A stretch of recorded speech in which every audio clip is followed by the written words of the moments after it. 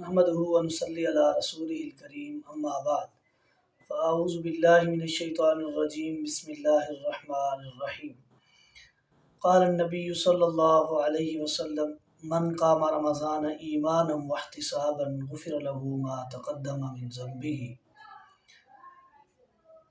معزز سامعین، جیسا کہ آپ اس بات سے بخوبی واقف ہیں، رمضان المبارک کا مقدس مہینہ شروع ہو چکا ہے اور اس کے شروع ہوتے ہی بہت سارے مسائل سوشل میڈیا پر شائع ہو رہے ہیں۔ ان مسائل میں سے ایک یہ ہے کہ تراویح جو ہے وہ 8 رکعت ہے یا 20۔ اس اختلاف کے حل کے لیے میں آپ حضرات کے سامنے چند دلائل لے کر آیا ہوں۔ آپ خود فیصلہ کر لیں کہ تراویح 8 رکعت ہے یا 20 رکعت ہے۔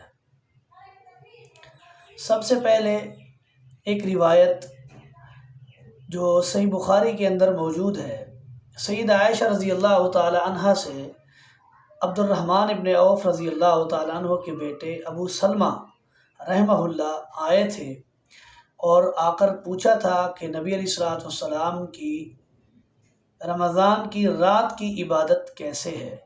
تو نبی علیہ الصلوۃ والسلام کے بارے میں سیدہ عائشہ رضی اللہ تعالی عنہ نے فرمایا تھا، ما کان یزید فی رمضان ولا فی غیرہ علی 11 رکعۃ، کہ نبی علیہ الصلوۃ والسلام رمضان ہو یا رمضان کے علاوہ کوئی اور ایام ہوں، رات کو 11 رکعات پڑھتے ہیں، یعنی 8 رکعت تراویح اور 3 وتر۔ اور اس حدیث کی وضاحت بخاری کی ایک اور روایت بھی کرتی ہے، جس کی راویہ سیدہ عائشہ رضی اللہ تعالی عنہ ہیں۔ وہ فرماتی ہیں نبی علیہ الصلوۃ والسلام یہ رات کا جو قیام اللیل ہے، وہ تراویح ہو یا تہجد کی نماز ہو، نبی علیہ الصلوۃ والسلام 2 رکعت کر کے پڑھا کرتے تھے۔ 2 رکعت پڑھ کر سلام پھیرتے، پھر 2 پڑھتے۔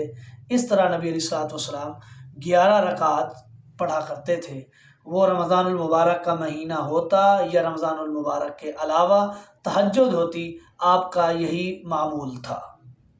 اب اس حدیث کے متعلق امام ابو حنیفہ رحمۃ اللہ علیہ کے معروف شاگرد ہیں امام محمد بن حسن الشیبانی رحمہ اللہ، انہوں نے اپنی بڑی ہی معروف کتاب موطا امام محمد میں اس روایت کو نقل کیا ہے، اور اس روایت کو موطا امام محمد میں صفحہ 142 پر ذکر کرتے ہیں۔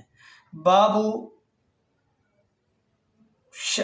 قیام شہر رمضان، اس باب کے اندر اس روایت کو نقل کیا۔ اسی طرح بخاری کے اندر صلاۃ التراویح ایک باب ہے، اس کے اندر امام بخاری رحمہ اللہ نے اس حدیث کو ذکر کیا ہے۔ اسی طرح سنن کبریٰ البیہقی کے اندر بھی روایت موجود ہے، باب ما روی عن النبی صلی اللہ علیہ وسلم عدد رکعات القیام شہر رمضان۔ یہ روایت 495 اور 496 صفحہ پر موجود ہے۔ اور اسی طرح نصب الرایہ میں علامہ ذیلعی حنفی رحمہ اللہ نے فصل فی قیام شہر رمضان جلد 2 اور صفحہ 153 پر اس روایت کو ذکر کیا ہے۔ اور اسی طرح ہدایہ کی معروف ترین شرح ہے فتح القدیر، علامہ ابن حمام حنفی رحمہ اللہ نے اس کو فتح القدیر کی جلد 1 اور صفحہ 407 پر ذکر کیا ہے۔ اور اسی طرح احناف کی ایک معروف کتاب بحر الرائق شرح کنز الدقائق میں ابن نجیم حنفی رحمہ اللہ نے صفحہ 66 اور 67 کے اندر جلد 2 کے اندر اس کو ذکر کیا ہے۔ اور اسی طرح علامہ نیموی حنفی نے آثار السنن میں اس روایت کو نقل کیا ہے، جس میں 8 رکعات تراویح کے الفاظ موجود ہیں۔ یہ بقیہ جو پچھلے جو حوالہ جات ہیں گزشتہ، ان میں بھی 8 رکعات تراویح کا ذکر ہے۔ وہ اس روایت کو علامہ نیموی حنفی آثار السنن میں لکھتے ہیں، باب التراویح ب8 رکعات، یعنی باب باندھا ہے کہ 8 رکعت تراویح نبی علیہ الصلوۃ والسلام سے ثابت ہے، اور یہ صفحہ نمبر 398 پر موجود ہے۔ ان تمام روایات کو اور ان تمام دلائل کو ذکر کرنے کے بعد انہوں نے سب نے تسلیم کیا ہے کہ تراویح جو ہے وہ 8 رکعت ہے، اس کے علاوہ زیادہ نہیں ہے۔ اسی طرح ابن حمام حنفی نے اور عبدالحی لکھنوی نے 20 رکعت تراویح کی روایت پر جرح کی ہے، جس روایت کے اندر یہ الفاظ ہیں مصنف ابن ابی شیبہ کی۔ ابھی بھی میں آپ سن رہا تھا مفتی عبدالواحد قریشی صاحب کو، تو وہ اس روایت کا حوالہ دے رہے تھے مصنف ابن ابی شیبہ کی، جس میں 20 رکعت تراویح کا حوالہ ہے۔ تو اس روایت کے متعلق ابن حمام حنفی نے، عبدالحی لکھنوی نے اس روایت پر جرح کی ہے۔